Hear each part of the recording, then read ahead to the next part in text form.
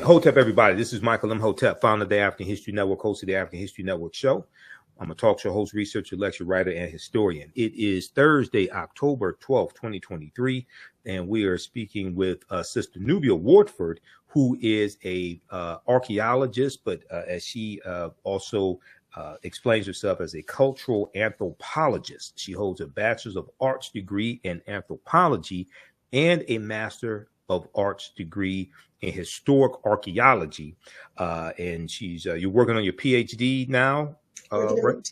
PhD at Temple University. Yeah, she's working on a PhD in Temple University. That's where my friend Dr. Malefi Kete Asante is. We just had Dr. Asante here on the African History Network show in it was April 2023. We were discussing Queen Cleopatra VII and the anti-Black sentiments coming out of Egypt and all of that controversy. Sista Nubia Wardford is an archaeologist that studies ancient Kush, and we know that region in ancient times was also referred to as Nubia.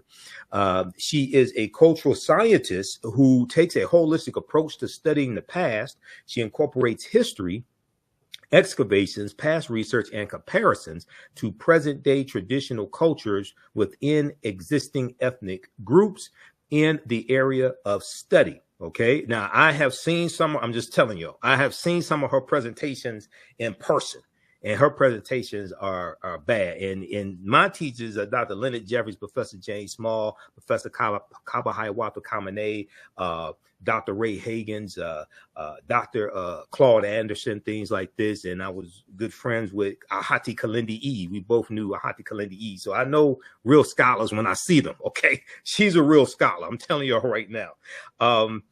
She was born in and raised in the city of Detroit, and Sista Nubia became interested in geology and paleontology at the age of 7 while digging in the earth and researching stones, plants, and animal fossils of Michigan. Okay, so Sista Nubia, so the name of this class is Prehistory and History of Ancient Kush to the Meroitic Queens. Okay, so give us an overview of this class. And she's also spoken to my class for the online history class that I teach. She's spoken to us as well, so people loved her teachings. Give us a brief overview of this class. This class will go from Kerma, civilization from like 10,000 BC to 500 AD. So we'll take you all the way from the unknown to the known.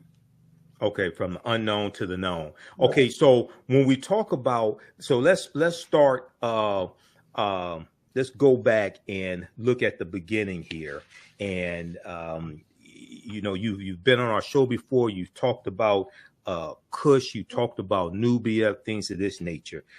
Tell us the difference. Let's start for people who may not be familiar with any of this information. We hear a lot about Egypt. We hear about Kemet. Okay, not as much about Kush.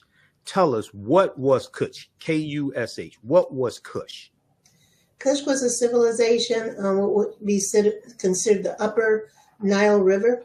And because of the flow of the Nile River going from north to from north to south, which in the southern orientation where the world, they looked at the world differently, basically determined by their surroundings.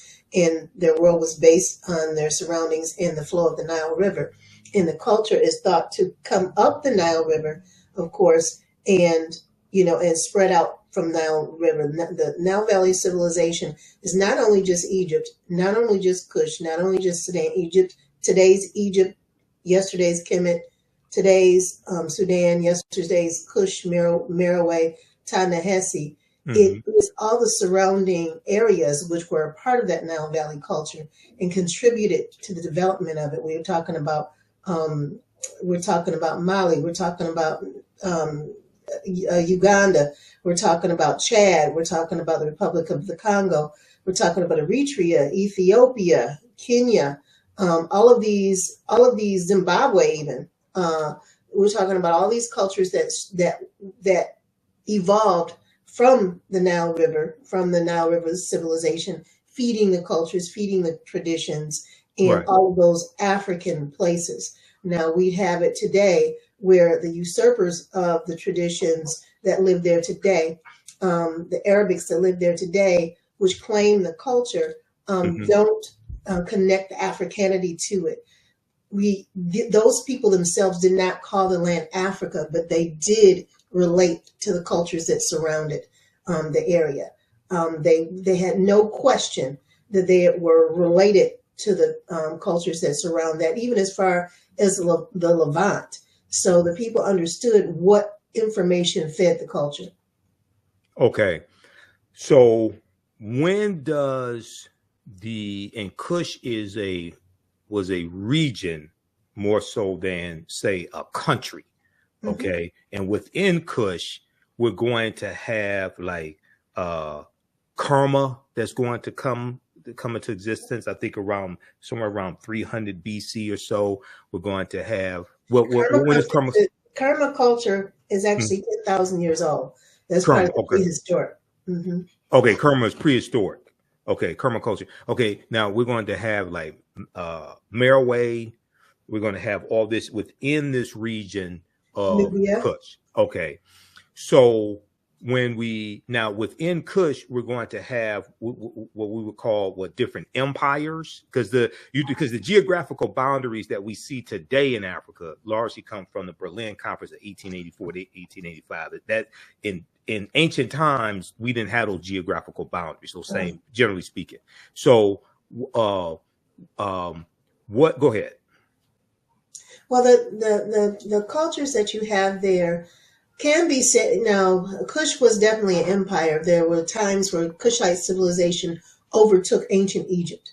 Okay, right. We know specifically in the 25th dynasty that starting with Pianki and Shabaka in that line that goes to Taharqa, that civilization definitely took over.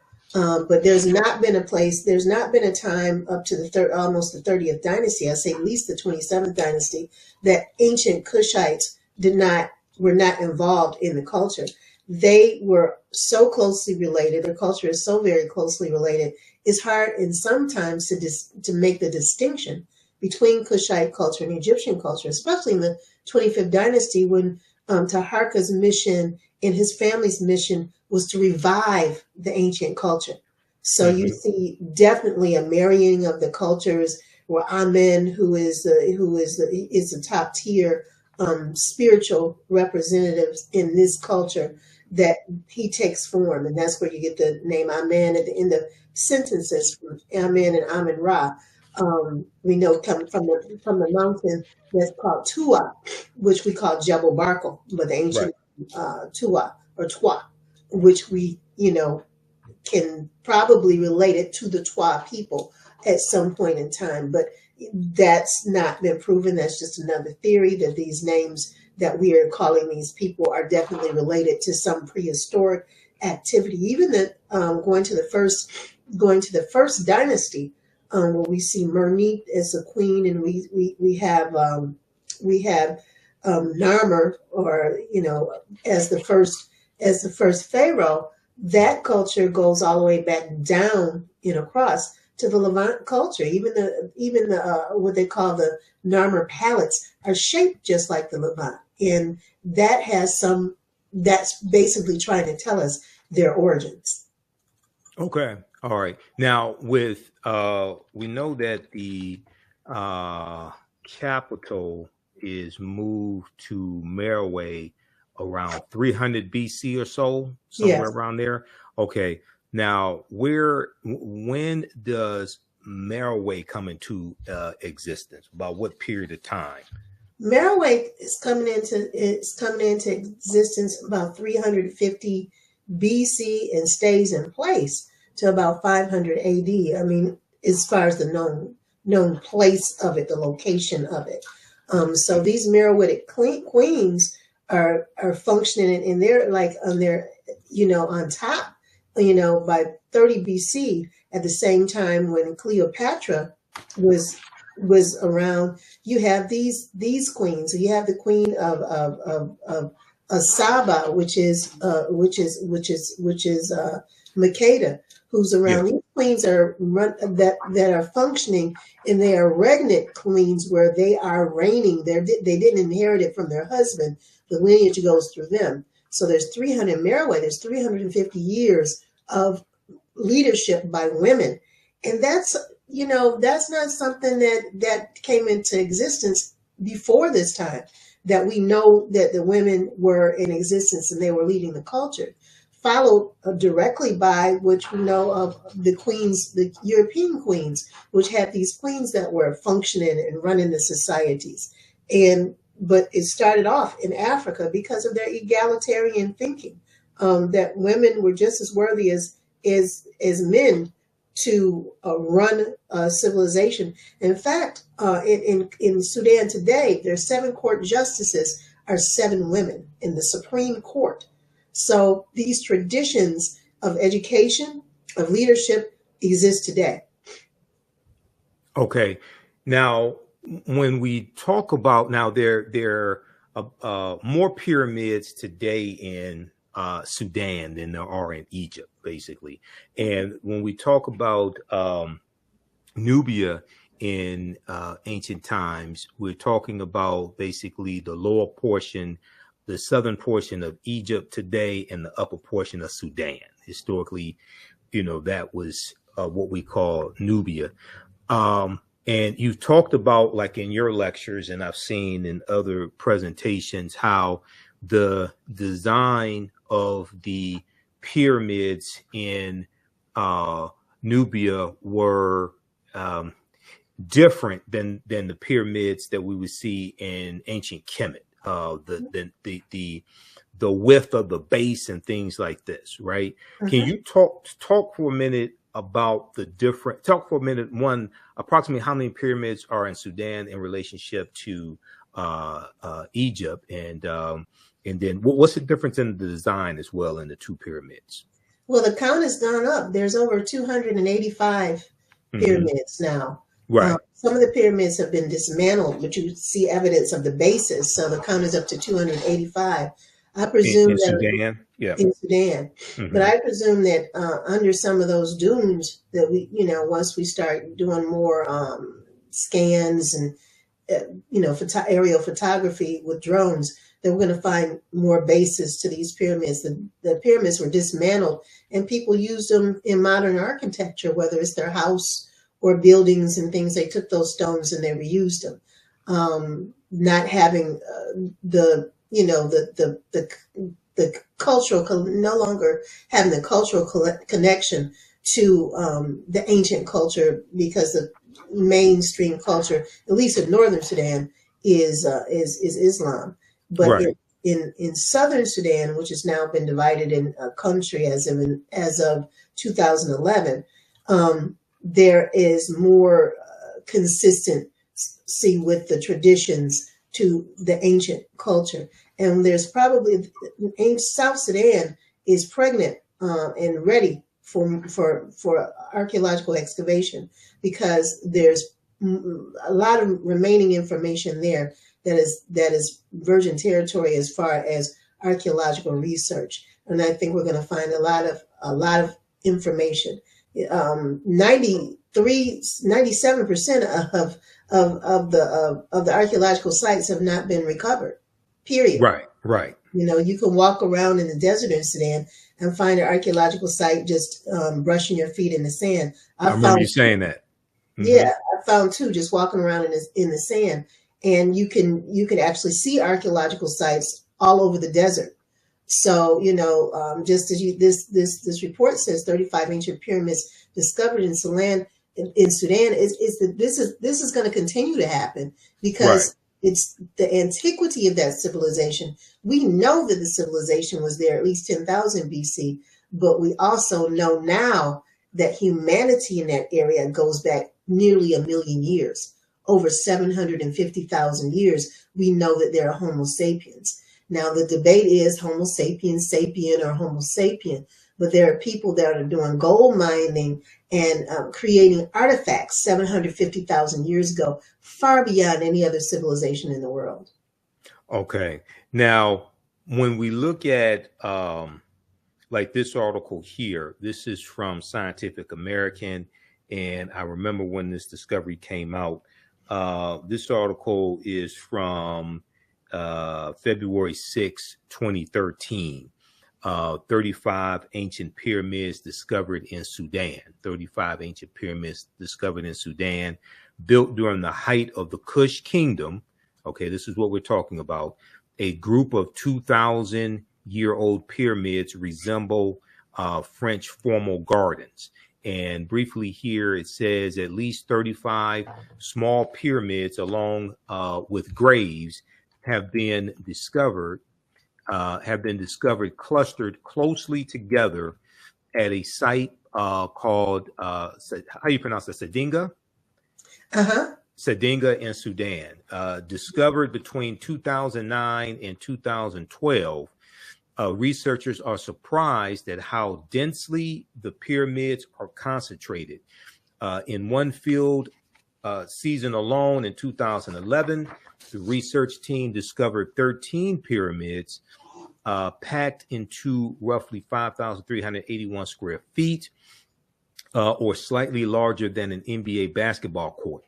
They date back around 2,000 years to a time when a kingdom named Kush flourished in Sudan. Kush shared a border with Egypt, and later on the Roman Empire.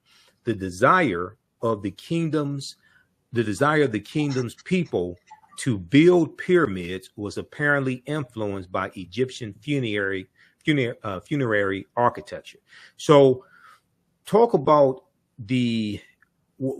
for people who aren't familiar with this type of information, which came first, Kush or Kemet? Kush came first.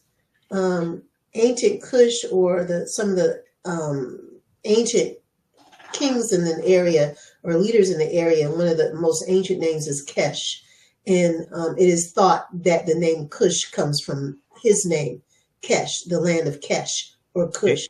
And how are you spelling Kesh? Is that Kesh? Kesh. Okay. So it's thought that, that the name of Kush comes from there, that he was the king of Kesh. And so we're not sure if that was his title or his name. Meroitic script has yet to be totally deciphered. There is a French linguist called Claude Riley who is working on it. Also, Dr. Ben Levy in Chicago has also done some significant work on Meroitic script. Oh, Professor Joseph Ben Levy? Yes. Oh, yeah. We know him. Yeah. You and I know Professor Ben Levy. He's spoken here in Detroit back about 2013, 2014. He and Dr. Raketti Amen. Yes. Yeah. And so they're doing some work. Him and Raketti are working together to decipher some of those scripts. So the race is on. Who is going to totally decipher it? They know names of leadership, the kings and queens and years, but the script in between, they're not sure. They're looking for a Rosetta Stone type of artifact that can tell a little bit more about the language system there, and it could be deciphered in total.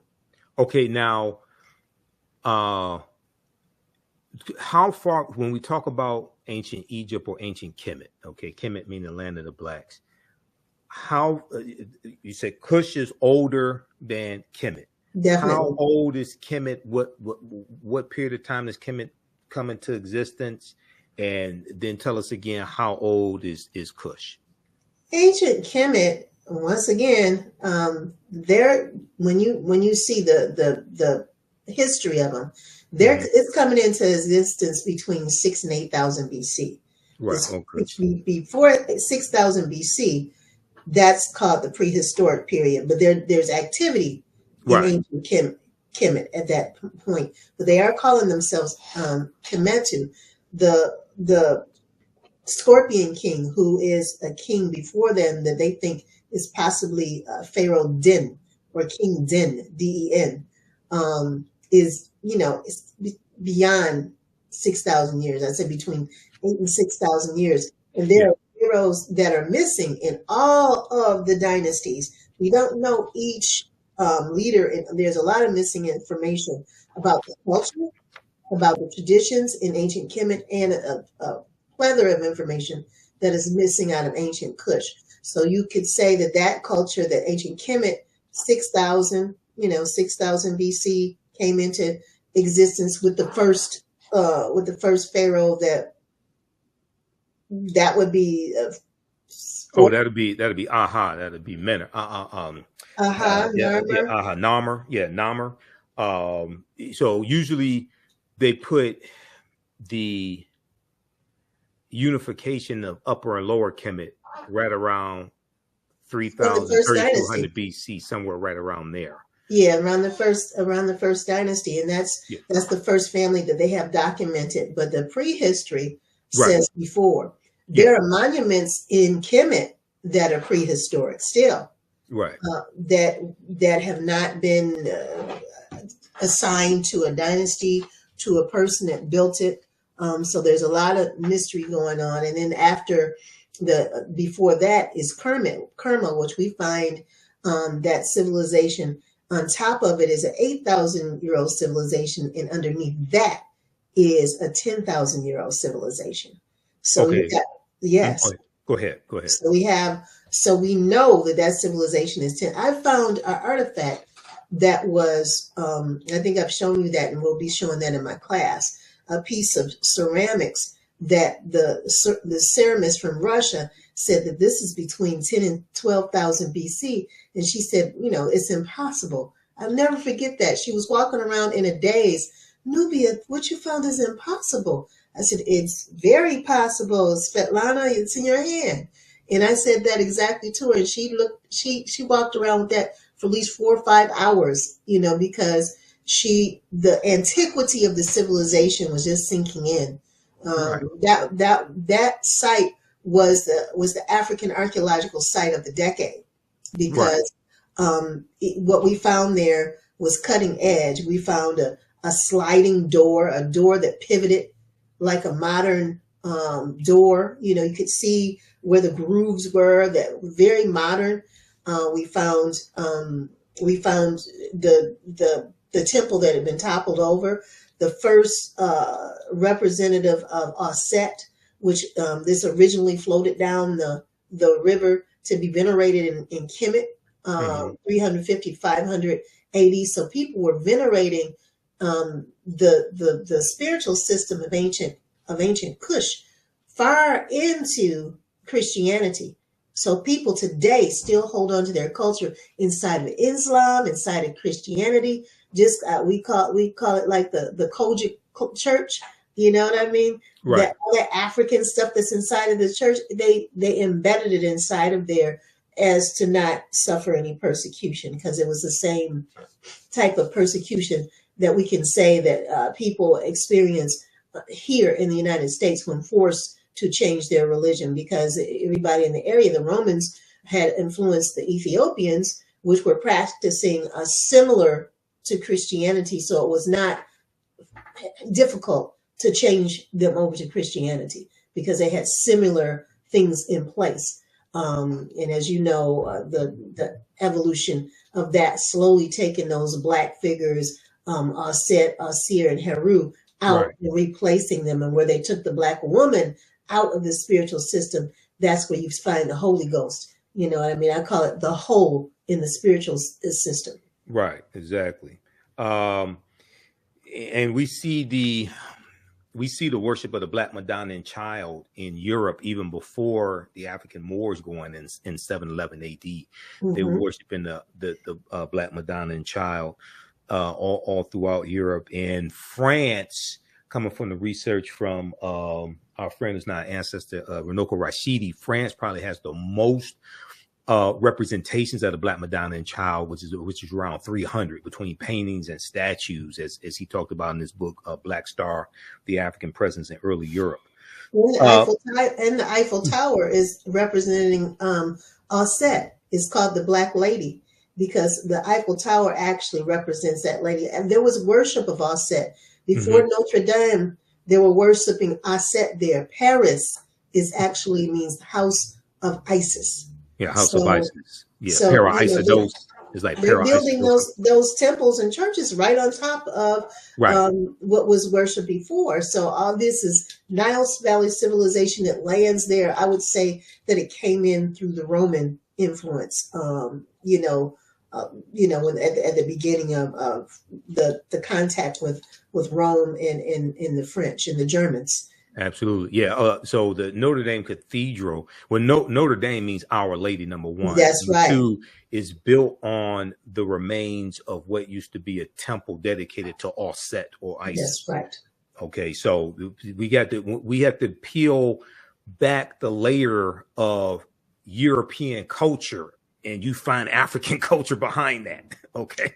And that's what this class is about. My first section is the poison of the white racist school of archaeology. It's because the first section, we're gonna peel off all of that. The first section, whatever you thought, we're gonna show you how white racism affected academia and has blinded the way that people even view things. For George Reisner to come into Kush and first of all, he was hanging people to get information for them to tell. Who was hanging people? George Reisner was hanging people. Okay. In Sudan.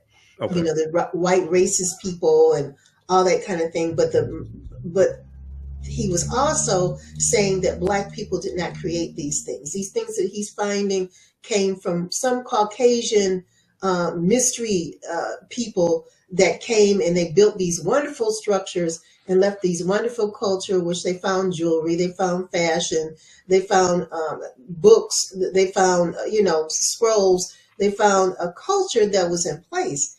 And the oral history, you can go to the people now, many of the people, especially the people that are out into the rural communities, they know their history. They have historians and who can tell you about their family history. Each one of them can say, well, no, there were regents in this area. There were women governors that are like governors, and they ran each one of these areas, and they reported to the queen. You know what I mean? So they had their system set up. Dr. Usman Ali, Dr. Ali Usman, who was the gentleman I wanted to study to under University of Khartoum. He was the one who discovered a school dedicated to women. One of my other points that I'm very interested is how the world actually worshipped the Most High in the form of women. I leave out the word God that's commonly used because people didn't use the word God. They used the Most High because literally they're talking about the Most High in the sky. The person, the thing, the power that created the universe, and how scientific these deities are. We're going to get into that in the class. Right. The next section we'll do is the prehistory and ancient Kerma in Uganda and the Nile Valley, and we'll talk about these spiritual systems and the connections. Now, what period of time are you talking about when African people used the term Most High to refer to the supreme being, or what people today are taught to call God? That's all the way up to probably 500 AD. Going back how far? Before writing. Before writing. The Seshet, who is the woman who created Medu Neter. Sesh is the Medu Neter word for scribe. So Seshet, the woman who created language, she's creating this about at the first dynasty, so about the 6,000 years. Right around 3000 BC or so. Right. BCE. About 30, 36, 38. 36, 38. Okay, right around. But she's existed. They call her the Lady of Numbers. She also she's venerated as the person when you have to build a building or temple, you have to venerate her because she's going to make sure all the accuracy is there. All the measuring, all the accuracies, and she created language. So Seshet is a very important woman, and I would think that many of these women are rolled in over time. The names changes, the names change, the stories more gets added onto them. I would say that Neat, Seshet, and Osset are probably rolled into one by the time you get to probably about 2000 BC, that they're all rolled into one and all of their attributes are similar. Okay. Now, tell people when your class starts, how many sessions there are, and how they can register for it.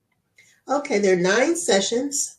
I have 9 sessions. We're having a class Mondays and Thursdays. You can register for the class by just emailing me at nwardford@hotmail.com. That's my name, N Wardford, N for Nubia, Wardford, WARD, F as in Frank, ORD @hotmail.com. And we're going to put it here on the screen also. Go ahead. And then you put the title of the course and the subject, just say Kush course, and I'll send you all the information. There are payment plans available and discounts for teachers, seniors. We have those in students. And whatever it is, we're going to make it affordable for you. The object is to make sure that this information gets out and that our people are beginning to understand that we are connected with it. The question that I get most from people, and people don't understand, they say, well, what does ancient Kemet and what does that Nile Valley stuff have to do with us today? Well, when we were inundated with all these different cultures, we began to migrate elsewhere to West Africa. And there you go. There's the connection. When I walk in, when I go to Sudan, if I don't open my mouth, guess what people do? They come up to me, they start talking to me in their language. We are the same people. I mean, I have had people tell me that you're not, your parents aren't from America. You're not telling the truth, because they just think that, I'm just saying, no, ma'am, my mother's from Mississippi and my father's from Tennessee. And they said, well, where is that? Where's that strange land? We don't know where that is, because that's the connection. People, as they're getting their DNA test, they're getting their DNA test that said that they're from West Africa, but depending on the DNA pool that they use to, for those tests, you're not getting it. But the DNA pool for many people, they're coming up, they're from Egypt by way of West Africa. West African cultures, when I first visited Ghana, the people showed me their totems, which are their burial sites, which represent each one of their ancestors. And they said, and this is the first time I heard it, those in back came from Egypt. Now this came from the people, from the historians, from the chiefs, from the historians and the griots that are there that actually tell the history of each ethnic group. And I was floored. And then I saw elements of the culture that are definitely Nile Valley civilization. I have a friend whose last name is Lowe. Well, I've met several of the Lowe family in Sudan. And he said, oh, the Lowe family is from Ancient Kush. I said, yeah, I've met some Lowes. And they looked very similar to him. If I showed you a picture of him and the lower part of his face and mashed it up with King Tut, you couldn't tell the difference from King Tut's facial structure than this brother from Sudan. So we are the same people. DNA is showing us that right now. It is definitely proving what the people way back in 1996 first told me, my first visit to Ghana. Wow. You mentioned the relationship between ancient Kemet and African Americans today, or the Nile Valley region of Africa.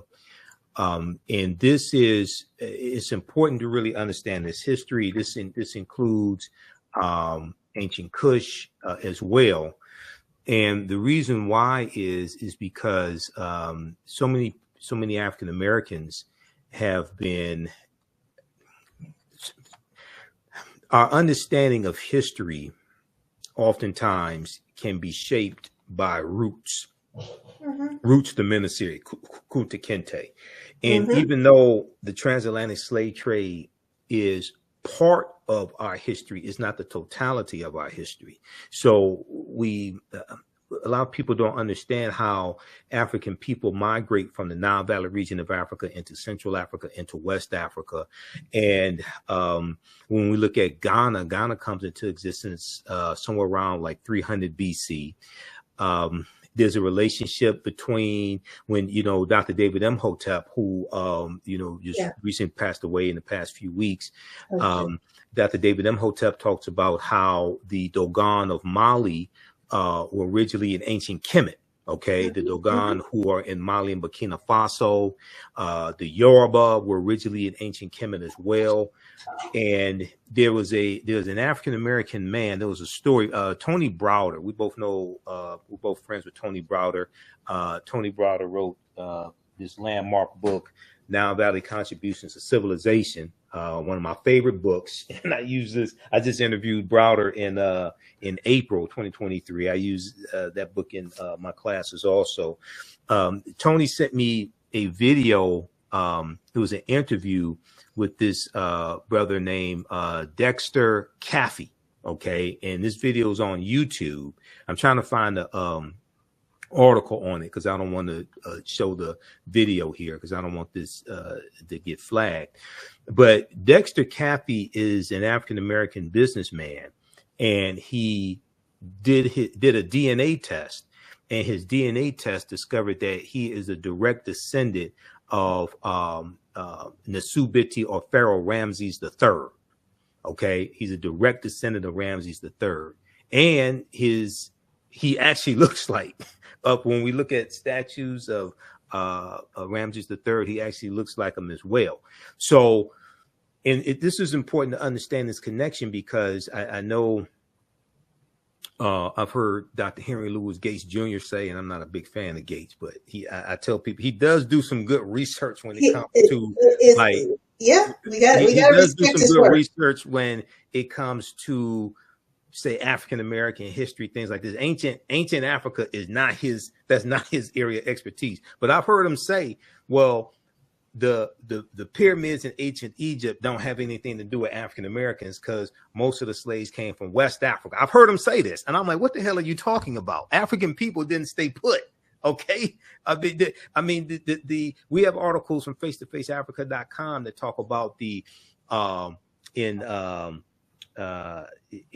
Asia, but specifically they talk about the Negritos in, I can't remember exactly which country it is, but those were originally African people. Okay, we didn't stay put. So give us the date and time that your class is going to be as well. You mentioned October 16th, but you didn't say what time. Tell us what time your class is going to be. October 16th, Mondays and Thursdays from 6:30 p.m. EST, Eastern Standard Time, to 8:15 Eastern Standard Time. You can join the class by emailing me at nwardford@hotmail.com. Put in the title Kush Course or Course so that I'll know, so that I can sort you out from the junk mail that I receive. So Kush Course. Okay, that's what I wanted. So we'll put this. We'll put your email address back up, and then Kush Course in subject. Yeah, put that in the subject area. And then we'll talk about it. I'm not going to turn away anybody who wants to take this class. I'm going to tell you that we want the idea of me doing this is so that you can trace your history down in your family. History needs to be a family affair. Everybody in every household, somebody should know something about their ancient history. We know we're from Mississippi. We know we're from Tennessee. We know we're from Bama. Okay. But we had a home before those. And there is evidence, as Brother David Imhotep has certified, that we were here. There's evidence in Detroit, Michigan, the Detroit Institute of Arts, that in the basement there is an ancient Egyptian burial that was found on Mountain Road and 11 Mile, somewhere in that area. And it was an ancient Egyptian burial, and it looks like a royal burial that somebody from the royal family around the 18th dynasty was making a voyage over here and passed away. They have the gold burial mask that was buried in one of those mounds. So we know there's a connection, that this mound culture actually relates back to ancient Egyptian culture in some way. Right. That, we know that, there were pyramids that exist at different places in the United States. Some of them have submerged, some of them are on the coast of Cuba, some of them are in Japan. That these people, even in Sarajevo, we know that there are 3 pyramids that are covered up by trees that the Bosnians will not let people do research on, because you know what they're going to find.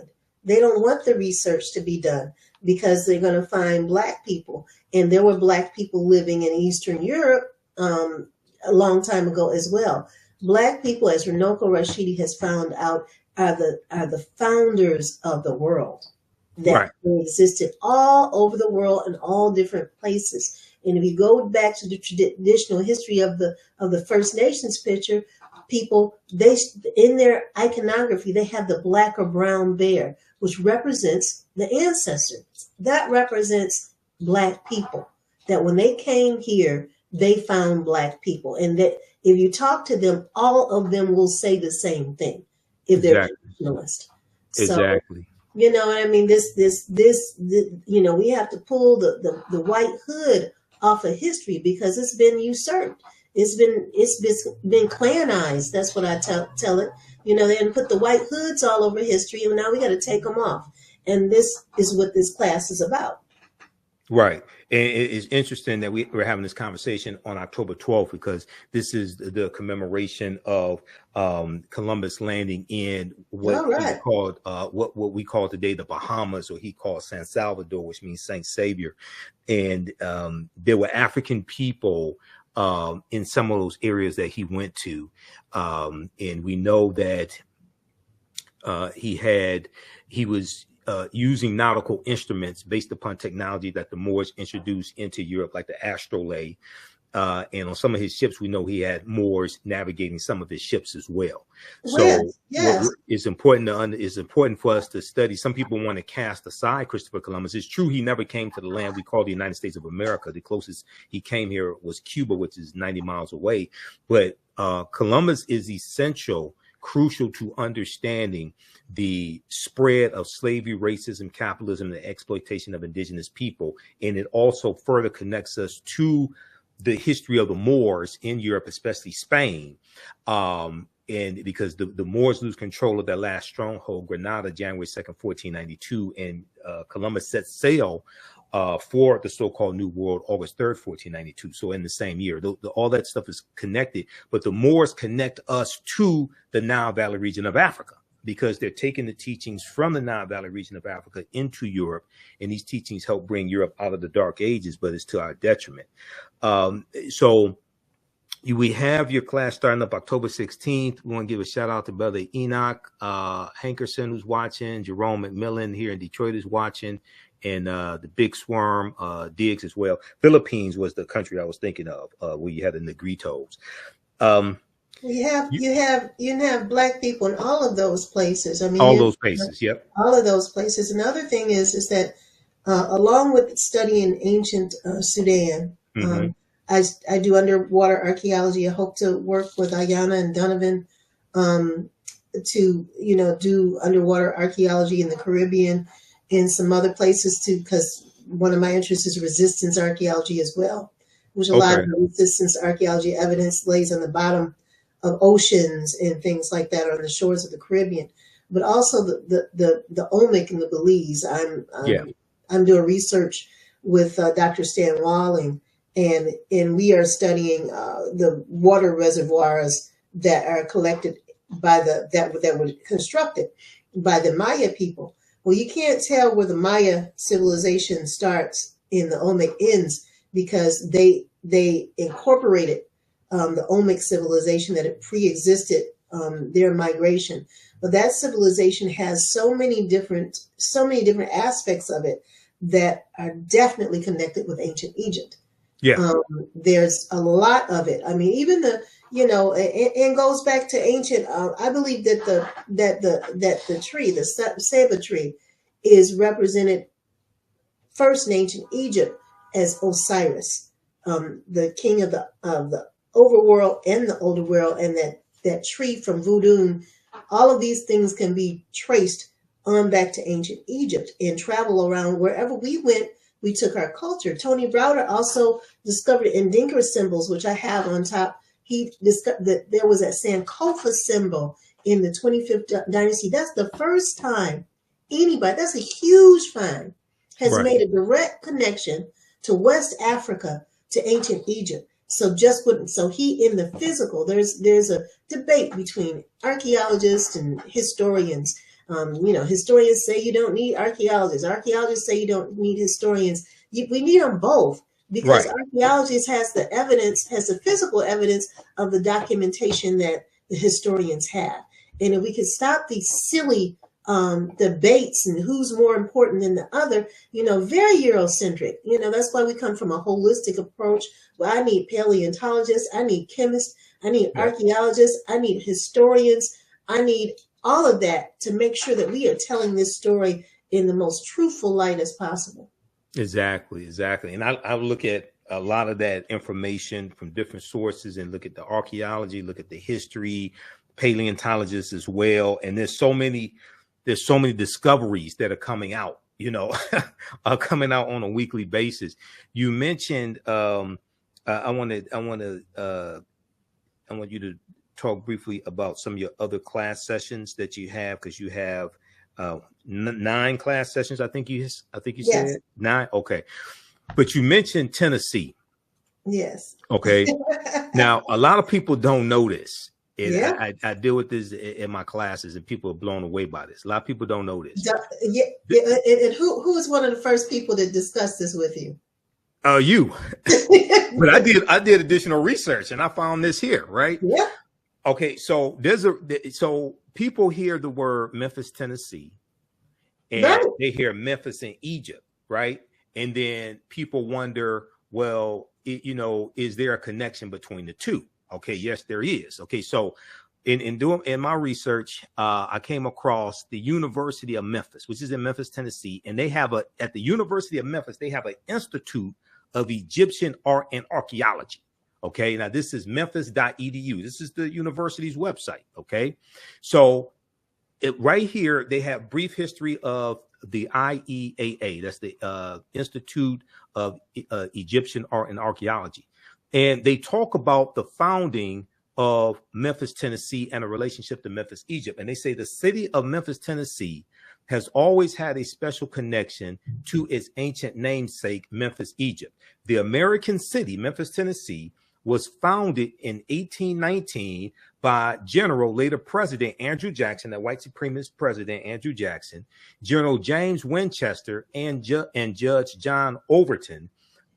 And they say, based on its strategic position at the head of the delta of the Mississippi River, sometimes called the American Nile. So the Mississippi River is sometimes called the American Nile River. The city of Memphis, Tennessee was named after the ancient capital of Egypt, which was located at the head of the Nile River Delta. Okay, so this is why Memphis, Tennessee is called Memphis. Okay, right. And it's in relationship to ancient Kemet, ancient Egypt. Go ahead, Sister Nubia. And the other thing is, as you know, Memphis means the beautiful city or the beautiful land. Right. And Tennessee was thought of to be one of the most majestic places in the United States. And it's called Ta-Nehisi. Yes. Tennessee and Ta-Nehisi have now there's a debate whether Ta-Nehisi meant land of the snakes or land of, or what it means, because it's an ancient language. Or land of the serpent, something like that, yeah. But Tennessee was also had more snakes in it than any other state, and that Ta-Nehisi, that the ancient people that lived there, there's a connection to the name Ta-Nehisi and named it Tennessee, because the people that lived there before the white folks that settled the land, the Europeans, they named that area Tennessee. So it's not even known now. They have now, you'll see, but it wasn't known until just fairly recently what Tennessee meant, what were the origins of that name. Just coming out that I think there's an ancient language that they're equating it to. I mean, you know, anytime you dig deep, you're going to come up with us. Even Michigan, Right. Yeah. Michigan with the Ojibwa, we have Taquananman Falls, which means land of the water god Amen, right in Michigan.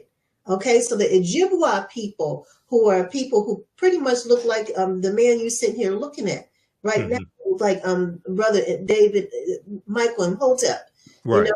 you know, in the Ojibwa people, you know, are the people that name these rivers, you know, Michigan. So that was a Native American nation. Oh yeah. Okay. The And what's it? people, Ojibwa? Ojibwa is the name is Ojibwa. bastardized into Chippewa. Chippewa. Yeah, right. Yeah. Okay, but it is the Ojibwa people, and those people were also the people that handed off that traded Mackinac Island for the Baptiste, who is the founder of Chicago. Yeah. All right, Yep. because they said, John, "Oh no, you can't come and take our brother back to slavery." It's thought that he came from Haiti, may have come from Haiti. It's not John Baptiste. ever not sure, but they considered him their brother, and he could speak Ojibwa, he could speak French. He's a mystery man. I really would like to find out more about him, but he's not around here to tell his story. Right. But he ended up in Michigan from Haiti, you know what I mean, and ended up with the Ojibwa people, which probably had some hand in getting him here through these waters called the Great Lakes, you know, because you can take the Great Lakes around to Florida, and through Florida you can get to where? You can get to Haiti, right? Right.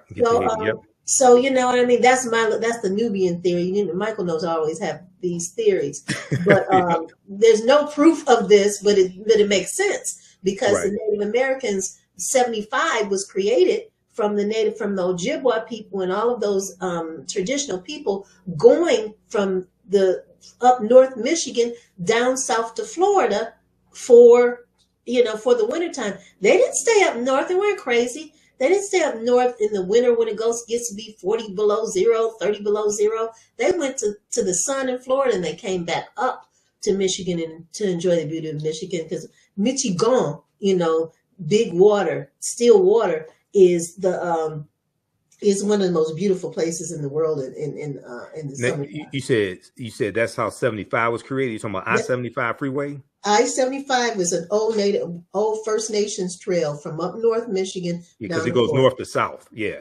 Yeah.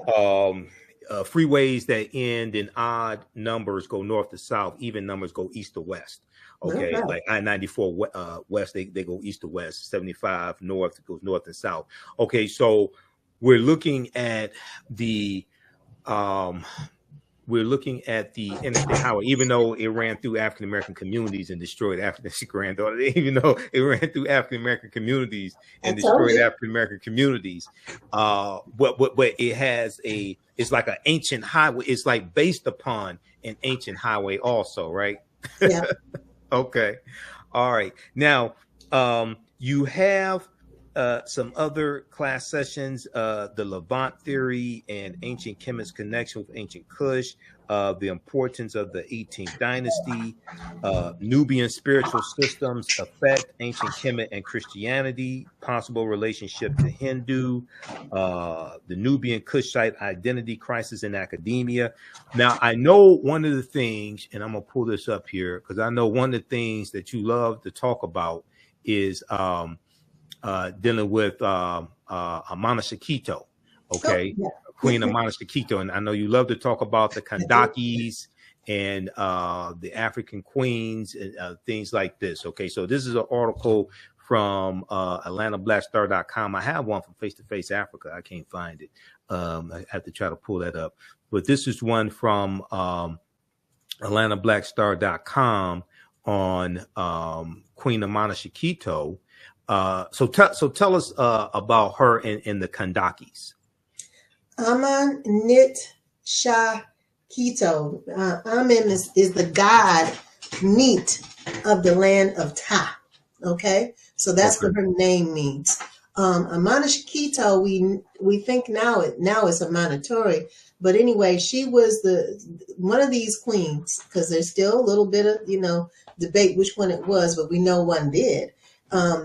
She fought off the Romans coming into ancient Sudan. They never did come into the land of Meroitic. They never did come into Sudan because Amanishakito walked into Augustus Caesar's encampment, which they came with 30,000 soldiers to come and try to take over Sudan. And she rode in between two elephants and told him, well, you can come in, but you're not going to leave out. Right. And so she came in and she sacked his camp. Her and her troops sacked his camp, and they brought his bust of his, because they always would bring a statue of the leader, and they posted in front of their camp, in front of his tent. And so she stole that, and she buried it under the throne of the throne, the step of her throne. So when she got on her throne, she could step on his face every time she got on her throne. This is the best story. This is the definition of badass sister to me. And so, but whether it's a Amanitore or whether it's a Amanishakito, I think it's on page 155 of the African Civilizations book by Sheikh Anta Diop. Okay. And the story is there where Sheikh Anta Diop tells that story. So you want to read that story over and over like I do, go to page 155 and read that story, because it's a really, really it tells. And Sheikh Anta Diop was one of the first to say it, him and Chancellor Williams, that the antiquity of ancient Sudan is going to go farther back than the reach of human history. Wow. Absolutely. Okay. So tell people once again how they can register for your class, how they can get information, and when your class starts up. My class is starts Monday, October 16th at 6:30 p.m. We will have a Teams platform. We can have up to 300 people in the class. Mondays and Thursdays from 6:30 to 8:15. Probably allow yourself 8:30 just in case Q&A gets kind of hot. And we want to hear from, there'll be no test, basically presentations, and you will fill out your question sheets from our discussion in class. And then in the last two sessions, each of the students is going to present a paper on the subject that they want to research and that they want to talk about, like a 3-minute paper. So 3-minute paper. Okay. Okay. Teaching to the students teaching. And that's where I want to leave the ball in the laps of the students, because it's very important that they come away with this knowledge. We can have discussion time. They may bring me some information I've never heard of. You know what I mean? Right. So, just, as you say, I know some things, but I'm not going to claim to know everything. And I do accept, I love the discussion, because sometimes the discussion portion of the classes can go far out there. We're going to make sure we keep it encapsulated to Ancient Kush, though. Okay.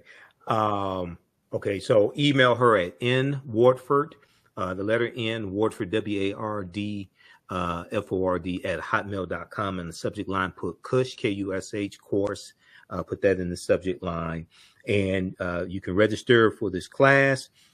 And you're going to learn a lot. I've been to her, been to a few of her lectures over the years. We've had her here on the African History Network show a number of times. So this is a bad sister right here. You're going to be blown away from Sista Nubia Wardford. Name of her class, Prehistory and History of Ancient Kush to the Meroitic queens. And she loves talking about the Kandakis and the African queens. And they don't get talked about enough. I don't think they don't get talked about enough. Yeah, absolutely.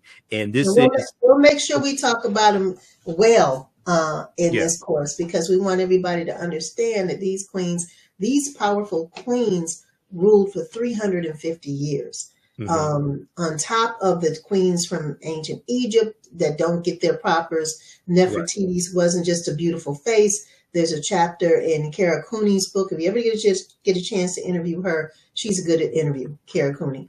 Okay. And she's a director of director or chair of archaeology at UCLA.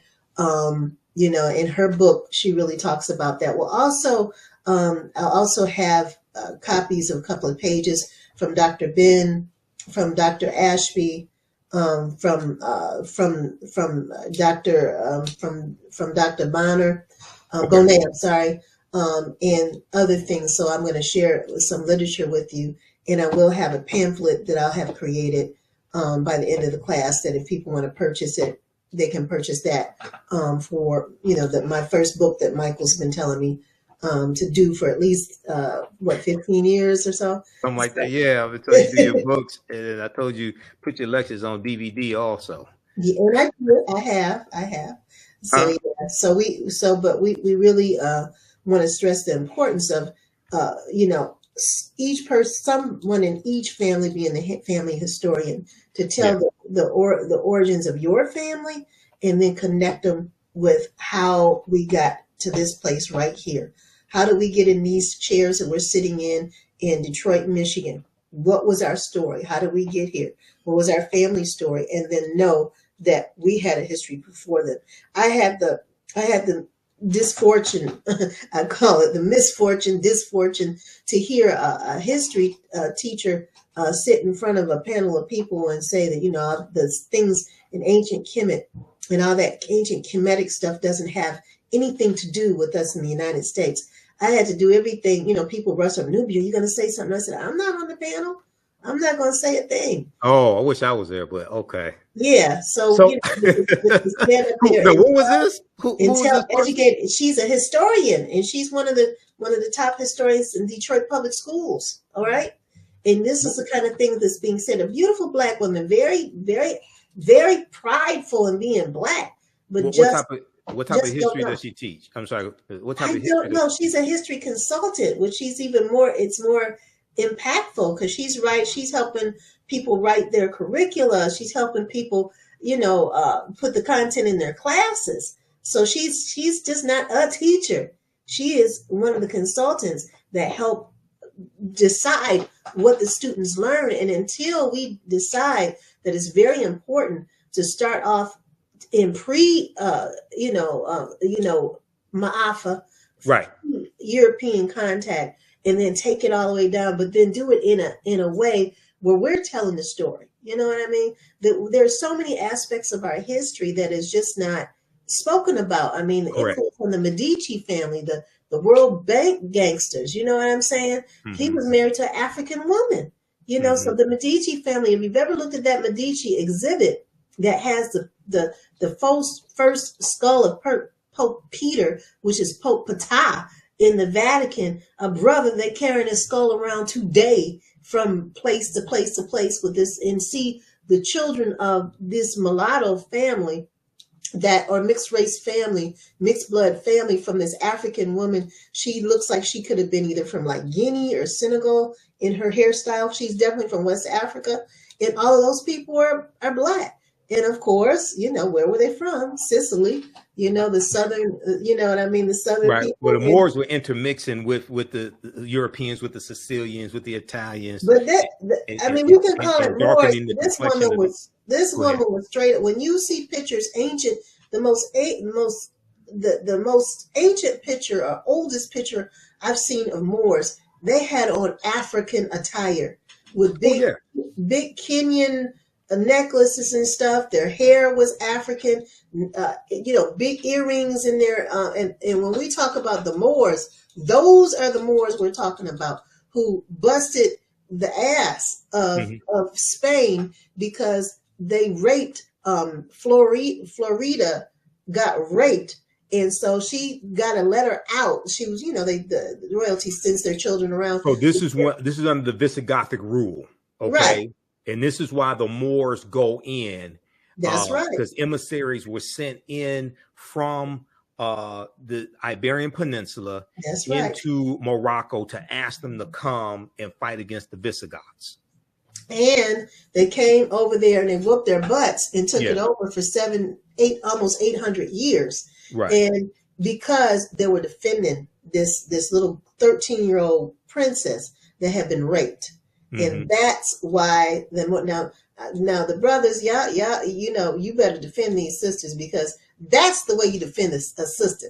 That you take a country away from those vandals, those rapists for 700-800 years, and that's the kind of thing that we want to. And unless you know the history, you're not going to have that kind of fervor, that kind of empowerment, that pride to do something like that. You know what I mean? I mean, we in Detroit, we standing around taking video cameras while a sister had to jump off stage from her show and stop a fight of a brother beating up a sister right in front of her face. You know what I mean? That shouldn't have happened. You know what I mean? With I'm going off subject, but I'm just telling you, the Moorish folks wouldn't have happened under, the Moorish people came all the way from Africa to come in and beat their butt and keep it for 700-800 years. And that's why you have the bull run that happens every spring, where the ceremony of the Spanish running the big black brothers out of Spain.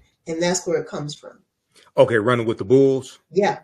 Okay. That's the origin of running with the bulls, dealing with in Spain. And we see a lot of that when we look at Joie de Piet, Black Pete, and Center Class.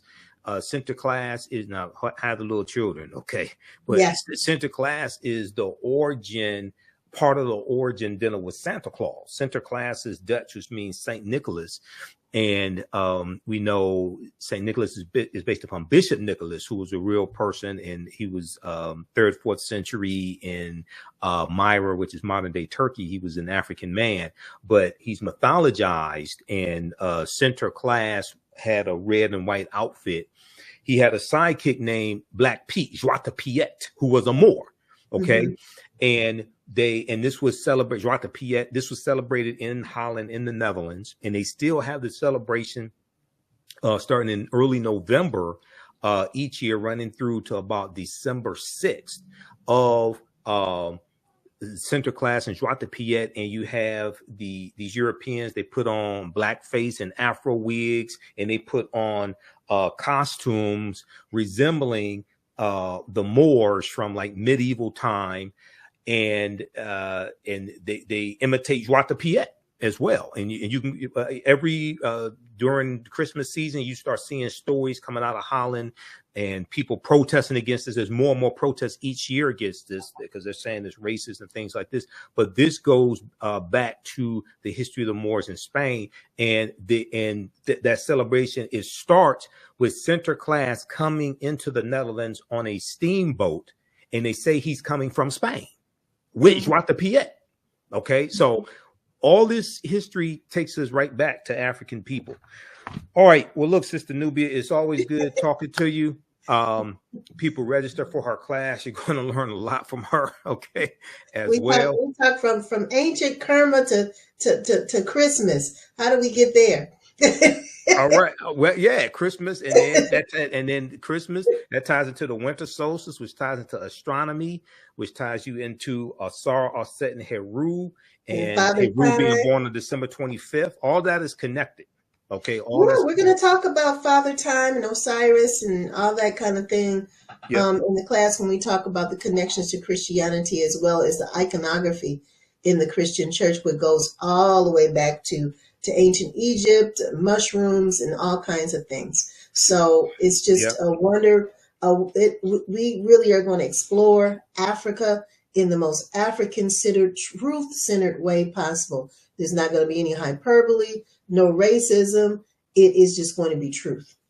Absolutely. I've seen some information dealing with the iconography and how ancient. She talks about how ancient Africa, especially ancient Kemet, is preserved within the iconography in the Christian church today. So that's going to blow away a whole lot of people. Okay, that's going to blow away a whole lot of people, a whole lot of saints when they see something like that. Okay, all right, Sister Nubia. Well, look, it's always good talking to you. Peace to you and the family. Everybody register for her course. Okay.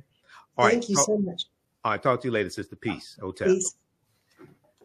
All right, everybody. That was Sista Nubia Wardford. You've seen her a number of times here on the African History Network show. Follow us here on our Facebook fan page, The African History Network, my YouTube channel, Michael Imhotep, Imhotep as well. Be sure to visit my website, also, TheAfricanHistoryNetwork.com. Now, we're updating our website. You know, we're not on 9:10 a.m. Superstation WFDF anymore, but the African History Network show continues because I was doing the African History Network show before 9:10 even came into existence. So I got to update this. I got to put another picture there.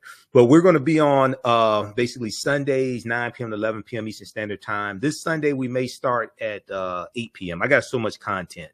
I've been busy and I haven't been able to do the show live on Sundays since I got the notification that the radio station was shutting down. So it was fine with me. Also, you know, register for my online history classes. We teach on Saturdays and Sundays. We got the information there as well. My lectures, we have a lot of my lectures in digital download format. And we have a bundle pack. Now, this is the interview I did with Tony Browder that I mentioned. We dealt with why Nile Valley civilization history matters. We talked about African queens and the power of the media, etc. This is the interview I did with Dr. Malefi Kete Asante, who's at Temple University, Queen Cleopatra from Jada Pinkett Smith, Arab Egyptian backlash and anti-blackness. And here's an interview I did with one of my teachers, Professor James Small. We dealt with the Woman King and the real history of the West African kingdom of Dahomey. But we have my 15 lecture bundle pack of my lectures, African History Awakens the African Mind for Mental Death. It's in digital download format. Okay, so that's on sale. You can check that out. You can, as soon as you download that, you can start watching the content. That's on sale, $75. And then we have some of my lectures here, as well as online classes and everything. If you want me to do a presentation for your group or organization, you can email me right through the website, contact the African History Network, or email me at AHNshow at TheAfricanHistoryNetwork.com, AHNshow at TheAfricanHistoryNetwork.com to if you want me to do a presentation for your group or organization, or if you want to interview me on your show, on your podcast, or whatever it is. Okay. Email me for that as well. And we'll try to make that happen. All right. We follow us on our Facebook fan page, The African History Network. Turn on live notifications so you know when we go live. Follow me on my YouTube channel, Michael Imhotep, Imhotep. Turn on live notifications so you know when we go live. And I'm on Instagram as well, Michael Imhotep, Imhotep. On Instagram. All right, look, we have to get out of here. Remember, the African History Network, we focus on educating, empowering, and inspiring people of African descent throughout the diaspora and around the world, because right now it's corrects wrong behavior. It's not over till we win. Wakanda forever. Also, you can support us through Cash App and PayPal, $ the AHN Show through Cash App, and through PayPal, paypal.me/the AHN Show. That's on our website. As well, and we have put the information up here. This helps us keep doing the research, stay on the air, keep broadcasting, pay some of the bills as well, pay for all these services that I use, upgrade equipment when we have to upgrade equipment. But we have that right on the homepage of our website. Also, when you scroll down, and we have this is our official Cash App account, $ the AHN Show, SHOW. When you go to it, it'll say Michael. Some of these other ones are fake African History Network Cash App accounts, and I'm still trying to get them shut down because they've been stealing money from us. So our tag is $ the AHN Show, SHOW. I put our Cash App tag right here. When you click on it, it shows you our QR code. Okay, so you know this is us. And then our PayPal tag is there, PayPal link also. All right, we have to get out of here right now. It's correct wrong behavior. It's not over till we win. What you do for yourself, what you do to yourself, and what you allow other people to do to you and get away with is based upon what you think about yourself. What you think about yourself is based upon what you have been taught about yourself. What you've been taught about yourself is based upon everything you read, heard, and seen about yourself. Right now, it's correct wrong behavior. It's not over till we win. Wakanda forever. And we'll talk to you next time.